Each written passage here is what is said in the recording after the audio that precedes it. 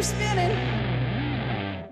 Hello, my fellow patriots. My name is Ronald Perryman. Truth isn't truth. Welcome to another episode of Heads Are Spinning.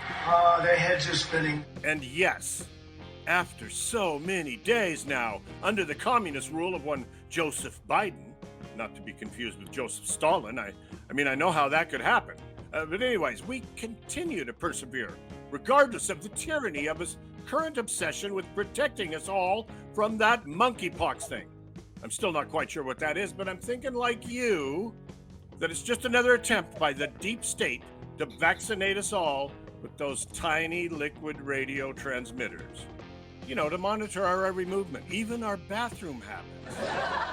You may laugh, but I just read about that one on the internet this morning. You'd think some things would remain private, right? No, that's not how these stormtroopers within the cathedral operate these days. And with that, let's bring on another fine patriot, Gerald Holcolmb. Thank you, Ronald. I am Gerald Holcolmb, your voice for liberty and freedom. Freedom! And I appreciate that tip on Biden's secret monkeypox plan. I had no idea myself. Did you happen to read that on the internet on our still President Donald Trump's Truth social media platform? That site is such a great alternative to Twitter. I learned so much there as he is once again able to educate us all on what's really going on in this country. I love the poorly educated. So I came upon this concerning news there yesterday that right now Democrats are planning to fly crop duster planes over most of the red states in this country, dropping fumes of saltpeter, you know, the stuff made for male livestock to refrain from mating. Well, the libs are now trying to make the males in those states impotent so they don't reproduce and will surrender meekly to the angry women and transsexuals in blue states when they invade the real America. You know it's coming. Spud, you're up next. I'm aware I'm next. There are only 3 of us. All right. Greetings, I am Spud Goodman. Spud Goodman. You know, anyone with a brain would know that conspiracy theory you read about, making dudes in red states impotent is total BS. But I gotta say, the guys from those red states you see on Fox News all the time, with their open carry guns and big ass trucks, it still might not be bad advice for them to stock up on all the Viagra, Cialis, and those Testo Max 200 pills they can buy at Walmart. It'll probably come in handy at times. Good call, yo. As I don't exactly go to the same websites as you two, I don't have any conspiracy theories to drop myself right now. So can we just get the show started? What's the first topic? Spinning, spinning. Heads are spinning. For the sake of God and country, I felt it was necessary to revisit this ongoing national security threat that is facing us all. Especially when the FBI can raid the house of Donald Trump. We cannot look the other way when the laptop owned by the son of the imposter now residing in the White House is ticking like a time bomb about to blow us all up.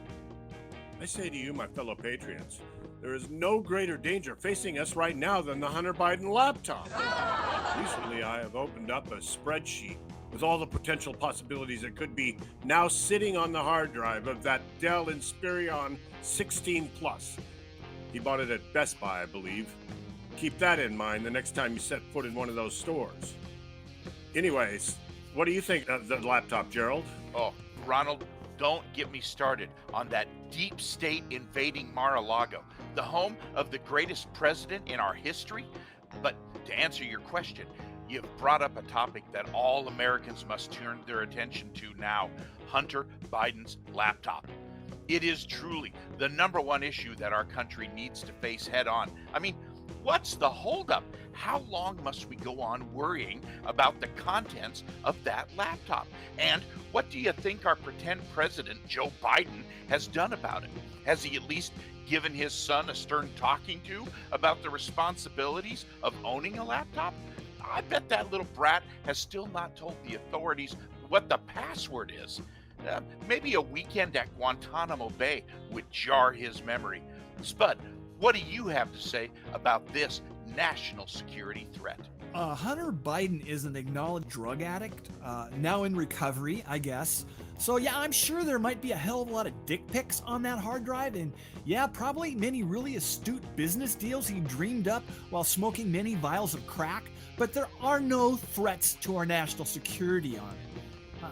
I know he got paid a buttload of money to sit on various corporate boards around the world because his dad was vice president. Now, who was more reckless, the drug addict wannabe businessman or those dumbass companies paying him? His dad was the vice president. Do you know how much power the vice president actually has? Guys, you guys need to give this up. If Hunter Biden goes to prison for whatever reason, then just enjoy it, as I know you will, and then move on. Don't you have bigger fish to air fry? Like, say, Hillary's emails, okay? I mean, let's get to the next topic. Spinning, spinning, heads are spinning. Now, this one must have been suggested by you, Spud, am I right? Yeah, I came up with this one. I just don't get why a lot of Republicans running for office these days, won't admit that they lost if they get less votes than their opponents. Yeah, well, there's a very good reason for that. An obvious one. Numbers can be deceptive, Spud. They don't always tell the truth. You are so right, Ronald. Donald Trump proved to Republicans everywhere that elections are not an accurate and honest way to select somebody for office. There are so many things that can go wrong, like outside forces pulling who knows what kind of shenanigans. Russia, if you're listening. The GOP now is the party of whining babies crying about software manipulations, dead people submitting mail-in ballots, and supposedly busloads of immigrants voting illegally. It's like conservatives cannot just accept the actual reason they lose. It's the natural consequence of nominating total morons time and time again in the not so, the totally 100% red states. Yeah, well, just wait until the midterms, and you'll see this red wave that will wash over this country. I am counting the days. Yeah, okay. History says the party not in the White House does well in the first election cycle. And I know people are not happy with both Democrats and Republicans now. So yeah, your team's probably going to pick up a few seats in the House. But no way some of those MAGA goofballs running for the Senate are going to win. Listen, the only way Republicans don't win every race in this country come November is because of voter fraud. And once we rectify the stolen election from Donald Trump in 2020 and decertify Biden's fake election, all will be well. Trust me, this will happen any day now. We just need to stand back and stand by while awaiting our orders. Or is it stand by and stand back? Whatever. Well, I hope your legs are in shape because you're going to be standing a hell of a long time before your fearless leader is anywhere other than on one of his golf courses, cheating on his score as always, and probably with one of those ankle monitors on for sure. The days when Republicans go quietly into the night, when they are denied their rightful due in elections, those days are over. Everyone knows that this country loves Republicans and they hate Democrats. It's just the way it is. Game has changed, yo. You guys haven't won the popular vote for president since Bush in 2004. Just know that no one likes a poor loser, or winner for that matter. That lady running for governor in Arizona, Carrie Lake, she won her freaking primary race, but cried about voter fraud even before the damn election started. Hashtag sad. Are we done with this topic now? Well, I myself have so much more to say about the need for Republicans to never again concede defeat in any elections. Can I get a minute more here to make my point? No, I have to pee, so let's wrap this up. Spinning, spinning, heads are spinning. I am aware we are supposed to wrap up this episode now, but let me speak directly to you, the viewer. I know I provide a valuable service to each and every one of you watching, and I can sense that you would greatly appreciate it if our producers would expand the length of this show so I, Ronald Perryman, could better educate you, my fellow patriots everywhere. And I'm willing to step up and do my duty to my country and stop the ongoing march of Marxism. Stuff like Obamacare, free vaccinations, and also old school communist fare like food stamps, Social Security, and Medicare. Ladies and gentlemen, we are not Sweden. Not on my watch. So I'm asking you all to drop the powers that be here at this show an email requesting I be given more airtime to do what I've been placed on this earth to do. Save America. I am Ronald Perryman. Goodbye. Gerald?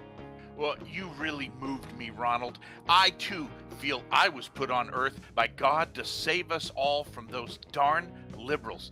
They are so like those little bunny rabbits that are everywhere these days, eating away at our gardens and shrubs, or in this case, our way of life. We have to stop them before we're forced to listen to that Rachel Maddow lady all day long telling us how mean conservatives are or how selfish we are. You dick! And yes, Ronald, I also feel we need to expand the show to allow us more time to make our case. So I'm with you on this and hope that our viewers make their feelings known to our producers. They can contact them at headsaresspinning@gmail.com.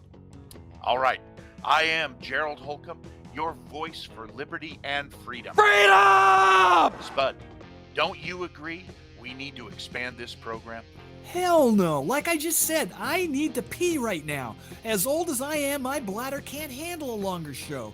The present length is about it for me, as far as controlling my bodily functions, so forget about getting my vote to do this, okay? I read the current attention span of Americans is around 9 to 12 seconds, so we're already wearing them out. But let's just leave things the way they are. And as far as you two saving this country from liberals, watch out what you wish for. Like, if Hollywood and the entertainment industry was controlled by conservatives, we would be stuck with really, really crappy movies and TV shows. What talented people would agree to be in such lame garbage? I mean, Scott Baio and Bo Derek can't be in everything. They have families and stuff to do too. I think you both need to get real and chill out a bit. Take a break from trying to own us libs, as I bet it's exhausting. Okay, I'm out of here. I am Spud Goodman. Be all that you can be, and I mean that. God bless and ciao. Bye-bye.